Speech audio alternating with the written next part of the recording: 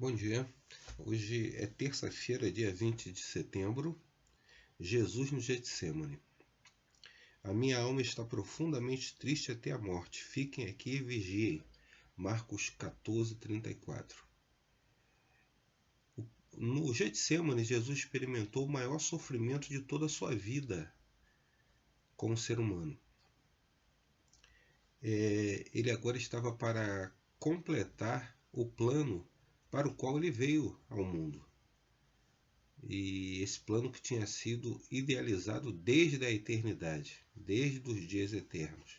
Agora, Jesus estava prestes a idealizar ou colocar em prática esse plano que tinha sido firmado com o Pai desde a eternidade.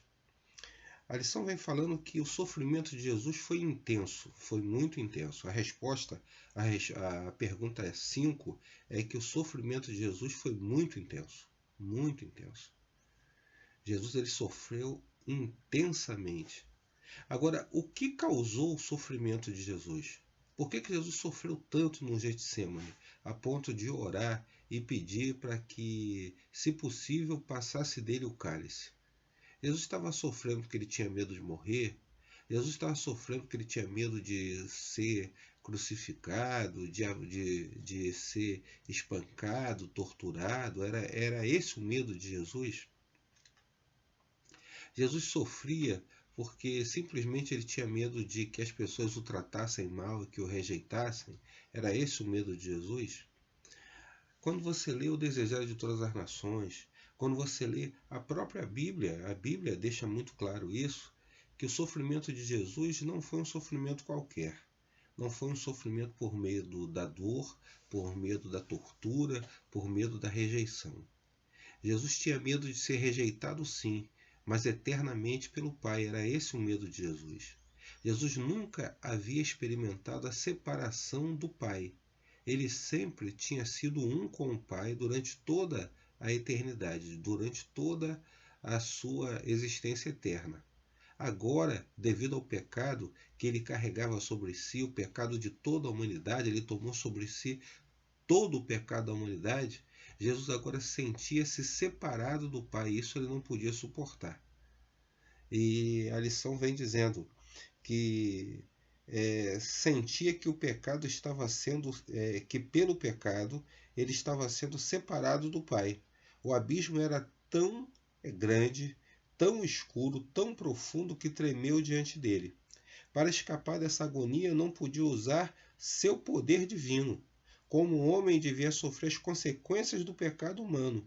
Como homem, devia suportar a ira divina contra a transgressão. Como substituto e fiador do pecador, Cristo estava sofrendo debaixo da justiça divina. Viu o que significa justiça. Até então tinha sido como um intercessor por outros. Agora desejava muito alguém para interceder por ele. Então, a morte e o sofrimento de Jesus, a morte de Jesus na cruz, é semelhante à morte que os ímpios sofrerão depois do milênio. A morte sem Deus, a morte sem intercessor, a morte eterna. Jesus sofreu a morte eterna. A morte que Jesus sofreu era a morte eterna, a morte sem Deus, a morte da separação total do Pai, sem intercessor. Sabe, irmãos, esse foi o sofrimento de Jesus. Era isso que ele temia. E nós brincamos com o pecado tantas vezes. Tantas vezes a gente comete o pecado e leva de qualquer jeito, pensando que a vida que não tem importância. Mas se a gente olhar para o sofrimento de Jesus, o que causou o sofrimento maior para ele foi a separação do Pai causada pelo pecado.